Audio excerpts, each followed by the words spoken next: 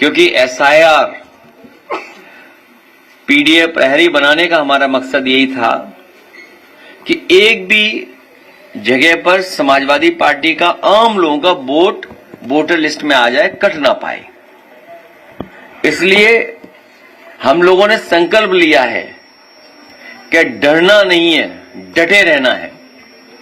SIR से डरना नहीं है, डटे रहना है। और जितना हम लोग जिम्मेदारी से डटे रहेंगे, उतना ही हम लोग आम लोगों का वोट बनवा पाएंगे, उनको वोटर लिस्ट में जोड़ भी देंगे। ये भारतीय जनता पार्टी की जानबूझ करके साजिश है, षड्यंत्र है कि हम आप सब लोग कंफ्यूज रहें और इस सीमा तक कंफ्यूज कर दें कि आप वोट बनाने में, वोट जुड़वाने में ही व्यस्त हो जाएं और जिन मुद्दों पे सरकार असफल है उन सवालों को हम ना पूछ पाए, जनता के बीच में सरकार से सवाल न कर पाए। मान लीजिए हम पॉलिटिकल वर्कर्स हैं, पॉलिटिकल पार्टी के लोग हैं, ट्रेडिशनल पॉलिटिकल पार्टी हमारी है। हम लोग आंदोलन कार्यक्रम, सरकार के खिलाफ कार्यक्रम चलाते हैं। सरकार ने हमें पेन, कागज, इधर फॉर्म, ये फॉर्म 6, फॉर्म 7, बीएलओ को ढूंढिए, अधिकारी को शिकायत कीजिए, ईआरओ को ढूंढिए, और एडमिनिस्ट्रेशन पूरा सरकार का है, बीजेपी का एडमिनिस्ट्रेशन है। पूरा एडमिनिस्ट्रेशन लगा हुआ है बीजेपी के वोट बनवाने में, और बीजेपी के लोग फ्री हैं और हमारा वोट न बन पाए और परेशान करने के लिए सब बैठे हुए अधिकारी। इसकी समय समय पे जानकारी देंगे हमारे ये एसआईआर पीडीए प्रहरी, और हम लोग उसकी शिकायत इलेक्शन कमीशन को करेंगे। और हमें उम्मीद है कि आयोग हमारी मदद करेगा, निष्पक्ष कार्रवाई करेगा, और ऐसे अधिकारी जो रुचि नहीं ले रहे हैं वोट बनवाने में या सहयोग नहीं कर रहे हैं पॉलिटिकल पार्टी का, उनके खिलाफ कार्रवाई करे आयोग की। समय समय हम लोग बताएंगे। और इधर देखा होगा आपने कि हमारे मुख्यमंत्री जी बहुत कम्युनल स्पीच देने लगे हैं। अभी उनकी स्पीच सुनी है सरकार की, वो इसलिए है घबरा जाते हैं जब उन्हें लगता है जनता खिलाफ है, पार्टी के लोग खिलाफ हैं, एमएलए खिलाफ हैं। और कोई मिठाई खिलाने की बात कर रहा था पटना एयरपोर्ट पर, उससे घबरा जाते हैं कि कहीं ऐसा तो नहीं कुर्सी हिल जाएगी। तो जैसे ही उन्हें कुर्सी हिलने का डर लगता है, वैसे ही वो कम्युनल स्पीच बोलने लगते हैं। उन्हें विजन इंडिया से, न्यू इंडिया से कोई लेना देना नहीं है। स्टार्टअप में क्या करना है स्टेट गवर्नमेंट को, उन्हें होश ही नहीं है। स्टार्टअप इंडिया इतना बड़ा कार्यक्रम चला देश में, उन्हें होश ही नहीं है कि स्टार्टअप इंडिया है क्या। आर्टिफिशियल इंटेलिजेंस, हमारा एक पत्रकार साथी जाने कौन सा सवाल पूछ रहा था, लेकिन चलो अच्छा है कुछ तो पूछा उसने, सवाल तो किया, सॉल्यूशन हमने दिया। अब दुनिया एआई पे जा रही है। आज हम और आप बैठे हैं, अगर हम एआई जो चैट जीपीटी है या और कोई प्लेटफॉर्म है उसमें लिखें और कहें कि हमें ड्रेस कौन सी पहननी है, आज हमें सफेद शर्ट के साथ कौन सा ट्राउजर अच्छा रहेगा, वो तुरंत बता देगा ऑप्शन। कहीं हमें डिनर पार्टी में जाना है, हम क्या पहन करके जाएं, वो ऑप्शन दे देगा आपको। तो ये तो सिंपल है। आर्टिफिशियल इंटेलिजेंस हमारे मुख्यमंत्री जी को होश ही नहीं है। हेल्थ सेक्टर चौपट हो गया। आज मैंने खबर पड़ी एम्स में सोचो, गोरखपुर में तो सब गोरख धंधा चल रहा है कि बिना एनेस्थीसिया के उसका ऑपरेशन कर दिया, बिना से। किसी हमारे एक प्रतिष्ठित चैनल की खबर है कि बिना एनेस्थीसिया के ही उसका वो कर दिया, ऑपरेशन किया, सुनने में आ रहा है। अब इनकी मेडिकल व्यवस्था ये है, द एम्स गोरखपुर मरीज को बिना बेहोश किए ही टूटी हड्डी की सर्जरी कर दी। बताइए, उसे चारपाई से बांध दिया होगा, बेड से हाथ पैर उसके बांध दिए होंगे, तब ये इलाज हो पाया होगा उसका। जालौन से हमने आपने सुना ही था, ऑपरेशन होना था किसी और का, ऑपरेशन थिएटर मिलेगा किसी और को। जैसे ही उसे होश आया वो ऑपरेशन थिएटर से भाग गया। ये तो स्थिति है स्वास्थ्य विभाग की। 80 मेडिकल कॉलेज खोले हैं। मेडिकल निग्लिजेंस कितना है सोचिए। हमारा आपका बुखार पैरासीटामोल गोली से 500 mg से ठीक हो जाता था। बीजेपी के लोग डोलो खिलवा रहे हैं हमें, 650 डोलो है। नहीं 650 में भी बुखार नहीं उतर रहा। 1000 तो इन बीजेपी वालों के लिए है। तो आप सोचिए हेल्थ सेक्टर क्या हालत है। हेल्थ सेक्टर चौपट है बिल्कुल। एम्स का स्थिति ये सोचिए, एम्स की, कि बिना बेहोश करे हुए उससे क्या गुजरी होगी वो मरीज ही जानता है। छोटा सा अगर हम ब्लड टेस्ट देते हैं तो आंख बंद हो जाती है। सोचिए, देख भी नहीं सकते सुई को। उन्हें पता है जैसे ही करीब आती दर्द पहले होने लगता है। और इस मरीज की क्या स्थिति रही होगी सोचिए आप। ऑरेंज इकोनॉमी के बारे में तो जानते नहीं, बस केवल ऑरेंज कपड़े जानते हैं। ग्रीन एंड रिन्यूएबल एनर्जी कलाम साहब ने हमें दिया था।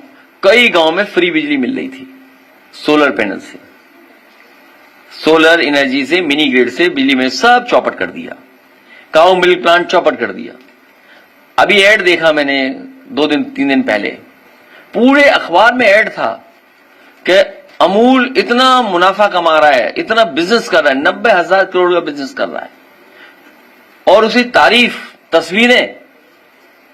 और यूपी जो सबसे बड़ा प्रोड्यूसर है, जो सबसे ज्यादा मिल्क प्रोड्यूस करता है हमारा किसान, न उसको रेट, और हमारा जितना भी पराग था उसको बर्बाद कर दिया उन्होंने। एक भी नया अमूल प्लांट नहीं लाए। जो प्लांट लाए थे वो समाजवादी सरकार में ही आई थी। और एक एग्जेम्पलरी काम हुआ था, काऊ मिल्क प्लांट, जिसमें केवल गाय के दूध के ही बने हुए प्रोडक्ट्स बनते और वो जनता तक पहुंचे। उस काऊ मिल्क प्लांट को ही बंद कर दिया। Agrarian economy, new food culture, healthy food, आजकल इतने प्लेटफॉर्म है, लोग जागरूक हो रहे हैं। सरकार खुद मिलेट्स खिलाना चाहती है। इतने प्लेटफॉर्म्स हैं, इतने यूट्यूबर्स हैं, इतनी जानकारी मिल रही है, लोग हेल्थ कॉन्शियस हो गए, फूड कॉन्शियस हैं कि हमें क्या खाना है, हमें कौन सा प्रोटीन खाना है, हमें कब कार्बोहाइड्रेट खाना है, हमें कब आलू खाना है। आलू की जाने कितनी सब्जियां आ रही हैं। तो आजकल यूथ अफेयर्स में जीरो सरकार। अच्छा, वुमेन एंड चाइल्ड डेवलपमेंट और स्पोर्ट्स में जीरो सरकार। पॉवर्टी कह रहे जीरो पॉवर्टी, और उदाहरण दिया कि कहीं जीरो पॉवर्टी कर दी उन्होंने। जीरो पॉवर्टी कहां हुई है, क्या कॉन्सेप्ट था जीरो पॉवर्टी का। अनएम्प्लॉयमेंट बढ़ता चला जा रहा है। ये एसआईआर इसलिए हो रहा है कि नौजवान अपनी नौकरी ना मांगने लगे, पॉलिटिकल वर्कर्स जॉब उसकी बात ना करें, इसलिए एसआईआर कर दिया। और जैसे ही एसआईआर खत्म होगा पंचायत का चुनाव करा देंगे और फिर चुनाव आ जाएगा। बरसात का 1 महीना निकलेगा, उसका चुनाव शुरू सितंबर से उत्तर प्रदेश का। और आखिरी बजट में क्या दे देंगे, क्राइम लॉ एंड ऑर्डर, जो समाजवादी सरकार की बनी हुई व्यवस्था, डायल 100 रिस्पॉन्स सिस्टम बर्बाद कर दिया। कल अखबार में सुना, मैंने पढ़ा कि कुछ नई गाड़ियां खरीद रहे हैं, उसमें भी कमीशन ले लेगी सरकार। जब इन्वेस्टमेंट में कमीशन लेते हैं ये लोग। अच्छा, अगर ये इन्वेस्टमेंट मान लें इनका कि यूपी में इतना इन्वेस्टमेंट आया है, तो एक अधिकारी जो अंडरग्राउंड हुआ था उसने कितना कमीशन मांगा था, तो जो आ चुका है तो उतना तो कमीशन दिया होगा ना उन्होंने। कमीशन जा रहा है, इंसेंटिव नहीं, कमीशन जा रहा है। यहां तो इन्वेस्टमेंट कम, कमीशन ज्यादा। लेबर एंड सर्विस सेक्टर, हमारे मजदूरों को बुरा हाल है। एक पोर्टल बनाया कि ये पोर्टल में सब रजिस्टर करेंगे। पूरे देश में सबसे ज्यादा माइग्रेंट लेबर अगर किसी स्टेट के हैं तो उत्तर प्रदेश के। नंबर 1 उत्तर प्रदेश है, नंबर 2 बिहार है। सबसे ज्यादा हमारे उत्तर प्रदेश के लेबर बाहर गए हैं और इन्हीं का पोर्टल बता रहा है। जो हमारे माइग्रेंट लेबर है सबसे ज्यादा यूपी के हैं। रजिस्टर्ड लेबर की संख्या नहीं बताएंगे, उस सेक्टर को कुछ नहीं, ई कॉमर्स में कुछ नहीं। One district one product, Lucknow का वो आ गया और यूनेस्को ने टैग कर दिया, यूनेस्को ने अवार्ड कर दिया फूड, और इसको एक कैटेगरी में डाल दिया लखनऊ के ट्रेडिशनल फूड को। तो हमारी सरकार, योगी जी कहने लगे कि 1 डिस्ट्रिक्ट 1 कुजीन। मैं नकल करने में बहुत आगे हैं, कोई चीज नकल करने को मिल जाए। अच्छा, लखनऊ का खाना कौन सा है बताइए? वेज कबाब है क्या? वेज गुलावटी कबाब है क्या? है कुछ तो होगा ना, कौन सा खाना है? खाना नहीं बताया, बताइए।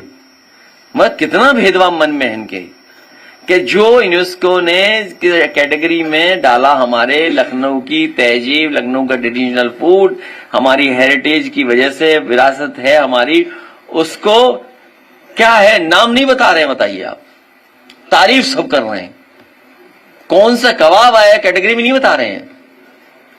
बताओ आया क्या है नाम, किसी ने पढ़ा नहीं? क्या चीज आई है हमें तो समझ में नहीं आई। चॉइस साहब क्या था ये, लखनऊ को कौन सा खाना है?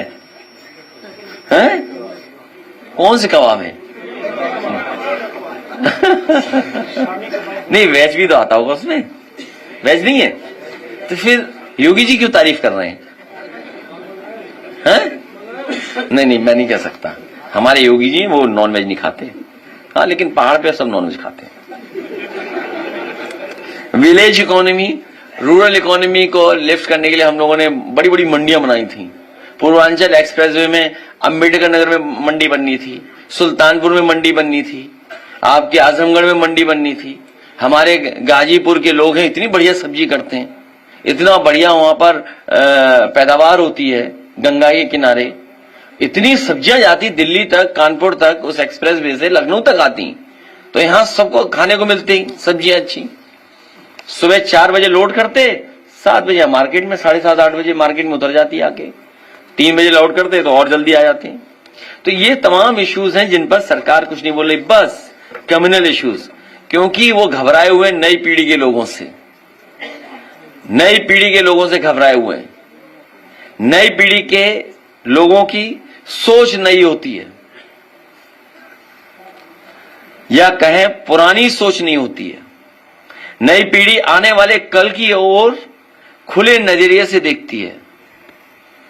नई पीढ़ी मतलब हर अगली पीढ़ी पिछली पीढ़ी से ज्यादा प्रगतिशील होती है। नई पीढ़ी की सोच का दायरा बहुत बड़ा होता है, हमारी सरकार के मुखिया का दायरा ही बहुत छोटा है। नई पीढ़ी दुनिया भर को न केवल अनुभव करना चाहती है बल्कि गले भी लगाना चाहती है। जाना था जापान, पहुंच गए, कहीं ऐसा ना हो जो डेलीगेशन जा रहा है। और किसी ने बता दिया उन्हें कि सिंगापुर में वेनिस है। स्पेन वालों को किसी ने बता दिया कि सिंगापुर में वेनिस है, इसलिए सिंगापुर जा रहे हैं। इसलिए कम से कम कहां जा रहे हैं पता तो हो। और ये इसलिए बनाए डेलीगेशन जिससे उन्हें हटाया ना जा सके, सरकार से हटाए ना जाए। नई पीढ़ी का नेचर इंक्लूसिव होता है, एकोमोडेटिंग होता है। नई पीढ़ी सबको साथ लेकर के चलना चाहती है। नई पीढ़ी का व्यवहार दोस्ताना होता है, इसीलिए फेसबुक है, इंस्टाग्राम है, एक्स है, तमाम प्लेटफॉर्म्स हैं। इनकी सोच बड़ी होती है नई पीढ़ी के लोगों की। नई पीढ़ी हर धर्म, पंथ, विचार, फिलॉसफी के लिए टॉलरेंट, सेंसिबल होती है। नई पीढ़ी के विचार फ्लेक्सिबल होते हैं। नई पीढ़ी सबको सुनना, समझना चाहती है। नई पीढ़ी के दिल में सबके लिए सम्मान, प्रेम और मोहब्बत भरी होती है। नई पीढ़ी सही मायनों में हर बेबस व्यक्ति और जीव जंतु के प्रति अधिक दयालु और करुणा से भरी होती है। नई पीढ़ी पर्यावरण की समस्याओं को समझती है। नई पीढ़ी बेहद पॉजिटिव होती है। नई पीढ़ी आधुनिकता को अच्छा बनाती है क्योंकि मॉडर्निटी नई दिशा दिखाती है, सोच के लिए बड़े रास्ते बनाती है। नई पीढ़ी इंसानियत, बंधुत्व, इंसानियत से भरी होती है। नई पीढ़ी अमन, चैन और तरक्की पसंद है। नई पीढ़ी खुद भी खुश रहना चाहती है और सबको खुश देखना चाहती है। लेकिन एक ऐसी सरकार के लोग हैं जो खुद भी दुखी हैं और दूसरों को और दुखी देखना चाहते हैं। नई पीढ़ी खुशहाली की अहमियत देती है, इसलिए दुख देने वालों का विरोध करती है। नई पीढ़ी किसी भी तरह के कट्टर विचारों के खिलाफ होती है। नई पीढ़ी सांप्रदायिकता को समाज और अपने वैश्विक विचारों के विस्तार के लिए खतरा मानती है। इसलिए मैं नई पीढ़ी के लोगों से नए विजन के साथ न्यू इंडिया और नए भारत के निर्माण उत्तर प्रदेश के लिए लगातार उनका सहयोग और समर्थन के लिए हम लोग कार्यक्रम कर, ये हमें और आपको स्वीकार करना पड़ेगा कि भारतीय जनता पार्टी रणनीति के तहत ये सब एग्जिट पोल या टीवी चैनलों को वो नैरेटिव और परसेप्शन क्रिएट करने के लिए देते हैं। और ये बात भी छिपी नहीं है कि अगर चैनल्स को फंड न किया जाए तो चैनल्स नहीं चलेंगे, क्योंकि उनका प्रतिदिन का खर्चा बहुत है, महीने का खर्चा बहुत है, वो कैसे खर्चा निकलेगा। और फिर जो एजेंसी सर्वे करती हैं, जो एजेंसी सैंपल करते हैं, पता नहीं सैंपल कलेक्शन क्या था, जैसे यूपी का उदाहरण है, तो उनके एग्जिट पोल में और उनके अपने सर्वे में तो 2 ही तो जीत रहे थे, कि एक भी नहीं जीत रहे थे हम, हैं? नहीं, एक भी नहीं जीत रहे थे। अगर सही तरह से उनकी सुना जाए तो बीजेपी पूरी हरा रही थी, हमें 0 कर रही थी। याद कीजिए, आप याद कीजिए। और फिर क्या हुआ, उनको कितना बुरे हारे। और सच्चाई में कह रहा हूं, जिला अधिकारी उस समय का फर्रुखाबाद का बेईमानी नहीं करता, बेईमान जिला अधिकारी था वो। मैं फिर कहता हूं, मैंने पहले भी कहा, फिर कहता हूं, चाहे वो कोर्ट चला जाए, कहीं संस्था में चला जाए, सुना है बड़ा जिला मिला है उसको उस बेईमानी की वजह से, लाठी चलवाई। और जब हम लोगों ने फोन करने की कोशिश की, बात करने के लिए, फोन भी नहीं कर रहे, सोचिए, कोई सुनने वाला नहीं था, और रिजल्ट बदल दिया। तो ये सब बेईमानी बीजेपी करती है, इसीलिए ये सब करवाया है। 2022 के चुनाव में बीजेपी के नेता सेंट्रल फोर्स लेकर के कन्नौज में जहां काउंटिंग हो रही थी वहां घुस गए थे और रिजल्ट बदल दिया। आप सेंट्रल फोर्स से कैसे लड़ लोगे, बताओ? आप मुझे बताओ, कैसे लड़ लोगे? कोई लड़ सकता है फोर्स से? कोई लड़ सकता है सरकार से? तो ये जो एग्जिट पोल है, डिमोरलाइज करने के लिए है कि निराश हो जाए वर्कर। इसलिए हम लोगों ने कहा निराश नहीं होना है, मजबूती से खड़े रहो। इनकी चंडीगढ़ वाली चोरी सबने पकड़ी है, और सीसीटीवी और तमाम चैनलों पे और तमाम कैमरों पे इनकी चोरी लगातार पकड़ी जाती है, बेईमानी पकड़ी जाती है, इनकी हरकतें पकड़ी जाती हैं। तो बताओ, चंडीगढ़ में चोरी किसने नहीं देखी? बताओ, कोई चैनल बता देना देखा हो। सुप्रीम कोर्ट ने क्या कहा था? तो ये केवल भूमिका तैयार कर रहे हैं जिससे बेईमानी कर सकें।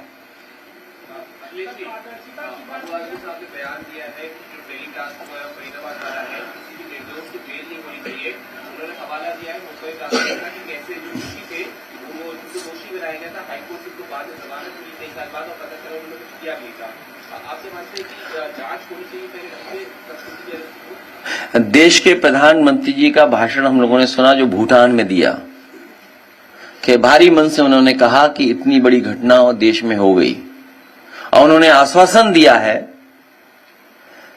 कि जो भी दोषी हैं उनके खिलाफ कार्रवाई होगी। सरकार जो दोषी लोग हैं उनके खिलाफ कार्रवाई करेगी। लेकिन सवाल वही खड़ा हो जाता है कि इंटेलिजेंस फेलियर क्यों हो रहा है, ये घटना क्यों हो रही है। आज इतने सीसीटीवी हैं, कोई बता रहा था कि जो हमारा पड़ोसी देश है, हर चीज मैप्ड है उसके देश में, हर चीज मैप्ड है, हर चीज सीसीटीवी कैमरे पर है। सोचो, दिल्ली में न जाने कितना सीसीटीवी कैमरा होगा, और इतनी बड़ी घटना हो जाए, इतनी बड़ी गाड़ी में लोग निकल आए। तो इंटेलिजेंस फेलियर किसकी जिम्मेदारी है? सरकार को सबसे पहले तो जो इंटेलिजेंस डिपार्टमेंट उसे खत्म कर देना चाहिए, उसके अधिकारियों सब पे कार्रवाई कर देनी चाहिए भविष्य में, जिससे कि कोई ऐसी घटना ना हो पाए। और यह इंटेलिजेंस को और स्ट्रांग करें आप। विपक्ष लगातार चुनाव आयोग को सवाल करता है, और सच भी कहेंगे अभी तक ईवीएम था रहता है। अभी आपने एक्सपोज किया फिरोजाबाद की घटना, इससे पहले एक्सपोज किया होटल भाई अन्ना सादा आ रहा नाम गया नहीं, ऐसे में कैसे उम्मीद करते चुनाव नहीं कर सकता। इसीलिए कहा डरे नहीं, डटे रहें, डटे रहें, और जिम्मेदारी से हम लोग काम करेंगे। 1 साल है हमारे पास, पीडीए प्रहरी बनकर के एसआईआर में पूरी जिम्मेदारी से काम करेंगे, बहुत सिंसियरिटी के साथ, बहुत सावधानी के साथ हम लोग काम करेंगे, जिससे हमारे मतदाता का मतदान करने का मौका मिले, उससे हक ना छीना जाए। और सच्चाई ये है, अगर वोटर लिस्ट से नाम निकल गया तो कल को राशन से निकाल देंगे, कल से कोई और दूसरा नियम कानून ले आएंगे जिसमें तमाम गरीबों को वो मिलेगा ही नहीं अधिकार। हो सकता है अधिकारी ऐसे कोई रणनीति हो भविष्य में कि कुछ हक और उनका छीन लिया जाए, कुछ लाभकारी योजनाएं छीन ली जाएं। कई जगह बीजेपी ने आश्वासन दिया था इतना पैसा देंगे, जैसे इनका घोषणा पत्र पढ़िए आप, स्कूटी देंगे। एक ही उदाहरण है, बताओ, स्कूटी देंगे, कितनों को स्कूटी मिल गई? क्यों? घोषणा पत्र में था ना। कोई मोटरसाइकिल थी कि स्कूटी थी? हाँ, स्कूटी। तो बताओ कहां है स्कूटी? कहां है स्कूटी?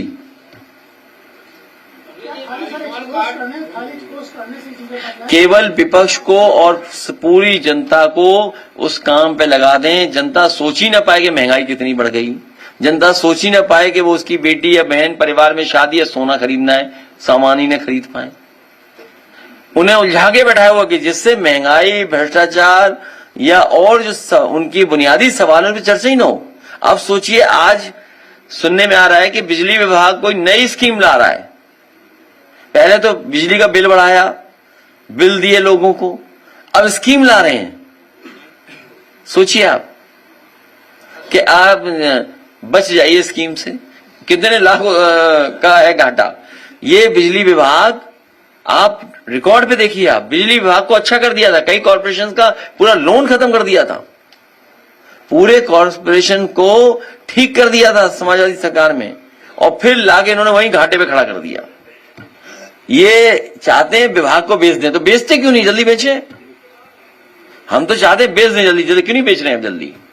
भाई इन्होंने बस स्टैंड बेच दिए, सब बस स्टैंड बेच दिए, एक ही व्यक्ति को दे दिया। किसानों के लिए हम लोगों ने सब्जी मंडी वो बनाया था, किसान बाजार, वो बेच दिया। आजकल कैफे चल रहा है, कॉफी पी रहे हैं वहां पर, और एक होटल बन गया जिसमें हम और आप लोग खाना ही नहीं खा सकते, इतना महंगा खाना मिल रहा है वहां। सोचिए आप, मॉल बनाया सबसे अच्छा, प्लासियो मॉल सरकार ने, वो बेच दिया इन्होंने। हम इंतजार कर रहे हैं कि जेपीएनआईसी कब बेचेंगे। जेनेरेशन वेस्ट पार्क बेच दिया। अरे हम और आप लोग ले ही नहीं पाए। विज्ञा किला, बताइए आप, जेनेरेशन पार्क बेच दिया। बताइए, ये स्थिति है। हैं? कहां पे? क्या करेंगे वहां? तो अच्छा है ना, कम से कम वो देखेंगे कि समाजवादी सरकार में कितना अच्छा पार्क है, और ऑक्सीजन यहां मिलेगी, अमाउंट ऑफ ऑक्सीजन ज्यादा होगी वहां। है?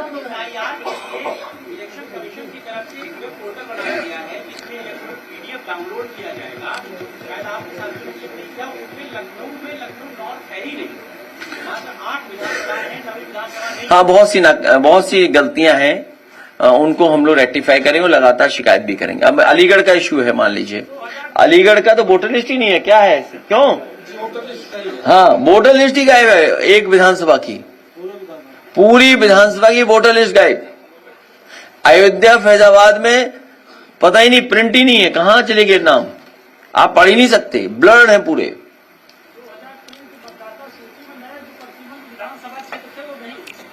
हाँ, तो 2003 के बाद ही तो डिलिमिटेशन हुआ है। तो ये एसआईआर जो हमारे आपके लिए हो रहा है, ये उलझाने के लिए है कि आप बैठे रहो, ये काम करते रहो कागज पेन उठा करके। आधार था, मान लिया आधार में सब डॉक्यूमेंट है, कोई सिंपल सिंप्लीफिकेशन होता कि भाई ठीक है आधार शामिल है, आधार के साथ हम वोटर लिस्ट बना दे रहे हैं दोबारा। अब मुश्किल तो ये बीजेपी वाले नकली आधार बना लेते हैं।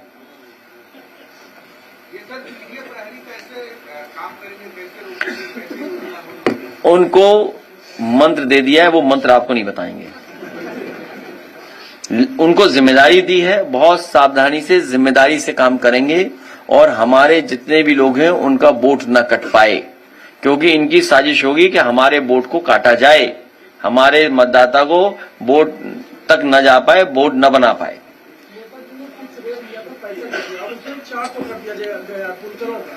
बुनकर भाई हमारे अर्थव्यवस्था को बहुत मजबूत बनाते हैं, अपने घर परिवार का जीवन यापन तो करते ही हैं, वहीं अर्थव्यवस्था को भी मजबूत बनाते हैं। उनको सुविधा देने का काम भविष्य में पुनः समाजवादी सरकार बनने पर किया जाएगा। आयुष्मान कार्ड की जो बात की जाती है, पूरा विभाग जो है आयुष्मान कार्ड को जो है उजागर कर रहा है कि हाँ बहुत अच्छा काम किया, मगर मेडिकल कॉलेज में ऐसे लोग हैं जिनको आधार कार्ड में ज्वाइन नहीं किया गया, वो बेचारे जो है प्राइवेट में जा रहे हैं। क्या लगता है आयुष्मान कार्ड जो है की गाड़ी बात नहीं रही है? इनको स्टेट गवर्नमेंट को पूरा फंड देना चाहिए, जो अच्छा काम करे। ये कार्ड नहीं, जो व्यवस्था लोहिया अस्पताल में है या सैफई मेडिकल इंस्टीट्यूट में है कि आप जाएंगे पूरा इलाज फ्री, किसी भी व्यक्ति के जाने पर इलाज फ्री, ये व्यवस्था होनी चाहिए। कार्ड नहीं ढूंढना चाहिए और पता लगा इलाज होना है ज्यादा पैसे का और कार्ड में है पैसा कम। ये किसी न किसी प्राइवेट कंपनी को लाभ पहुंचाने के लिए इस तरह की योजनाएं पॉलिसी लाई जाती हैं। आयुष्मान कार्ड में हमारे लिए पैसा फिक्स होता है, पैसा लगेगा। मैं ये कह रहा हूं कि समाजवादी व्यवस्था वो होगी कि कोई गरीब अस्पताल में आएगा तो उसका इलाज फ्री होगा, दवाई फ्री होगी।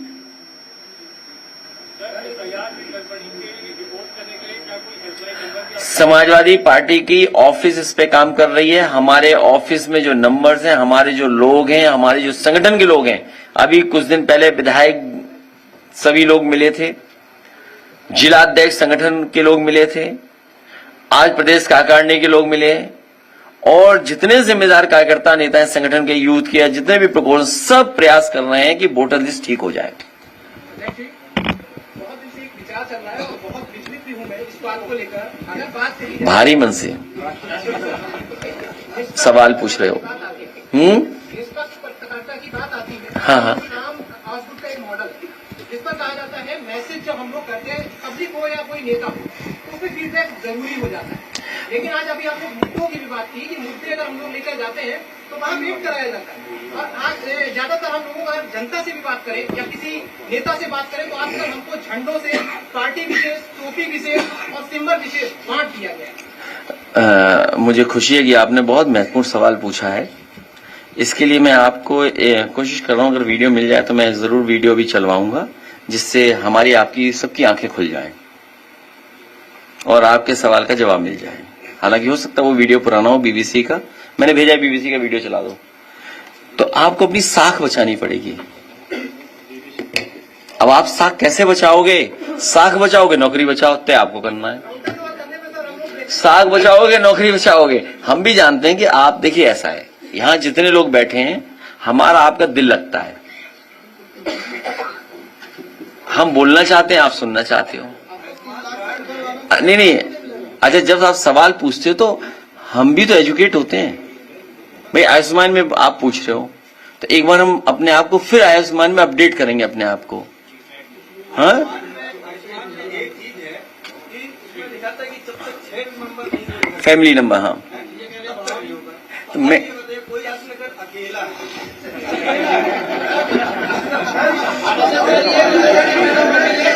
नहीं, क्या अकेले वाले को नहीं आयुष्मान बनेगा?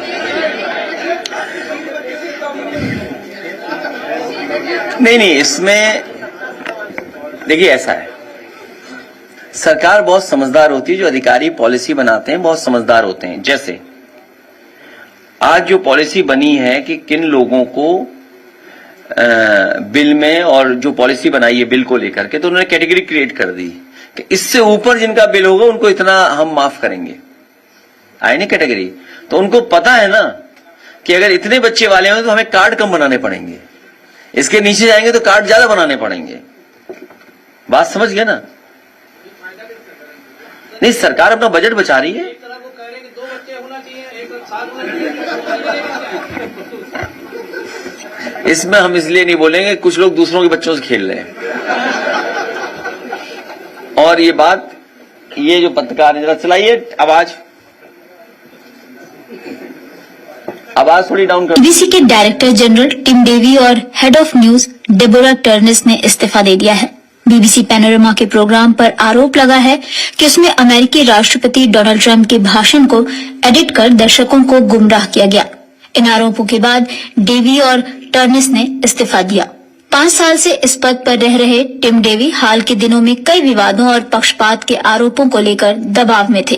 द टेलीग्राफ ने सोमवार को एक लीक हुई आंतरिक बीबीसी मेमो का ब्यौरा प्रकाशित किया, जिसमें दावा किया गया कि पैनोरमा कार्यक्रम में अमेरिकी राष्ट्रपति के भाषण के 2 हिस्सों को जोड़कर एडिट कर दिया। इसको देखने पर ऐसा लग रहा है कि ट्रंप ने जनवरी 2021 में कैपिटल हिल दंगे को भड़काया। रविवार शाम को इस फैसले की घोषणा करते हुए टिम डेवी ने कहा कि हर सार्वजनिक संस्था की तरह बीबीसी भी परफेक्ट नहीं है और हमें हमेशा खुला, पारदर्शी और जवाबदेह रहना चाहिए। हालांकि ये इस्तीफे का एकमात्र कारण नहीं है, लेकिन बीबीसी न्यूज को लेकर चल रही मौजूदा बहस ने स्वाभाविक रूप से इस निर्णय को प्रभावित किया है। कुल मिलाकर बीबीसी अच्छा प्रदर्शन कर रहा है, लेकिन कुछ गलतियां हुई हैं और डायरेक्टर जनरल के तौर पर इसकी अंतिम जिम्मेदारी मेरी है। डेबोरा टर्नेस ने रविवार रात को एक बयान में कहा कि पैनोरमा विवाद अब उस स्तर पर पहुंच गया है जहां ये बीबीसी की साख को नुकसान पहुंचा रहा है। और अपने यहाँ चैनल कोई कराची जिता रहा था, कोई इस्लामाबाद, कहां तक पहुंच गए थे हैं? अरे हाँ, अच्छा ये बताइए, अभी देखिए हम लोग, अब मैंने तय कर लिया है कि आज तक और ये जो चैनल मरने की खबर देते हैं, मैं कभी भी इन चैनलों की मानूंगा नहीं और उनको देख करके मैं ट्वीट कभी नहीं करूंगा। जब तक हम व्यक्तिगत नहीं जान जाएं किसी के बारे में, तब तक ये गलती नहीं करेंगे। 2 बार गलती हमसे हुई है, दूसरी बार हमसे गलती हुई है और ये चैनलों पर भरोसा करोगे तो डूब ही जाओगे। क्या क्रेडिबिलिटी है बताओ, तुम बताओ पत्रकार साहब, क्या करें हम, कहां सर मारे बताओ हैं? अब खुद सोचो ना, मतलब हमसे गलती हो जाए, सोचो हम लोग के हमारे खिलाफ कितने चैनल हो जाएंगे, हमें तो जीने नहीं देंगे। और वहां चैनल अपना कोई दिक्कत नहीं, फिर आगे मेकअप करके फिर शुरू हो गए झूठ बोलना। हाँ हाँ सच है, बिना मेकअप के नहीं आते हैं चैनल पे।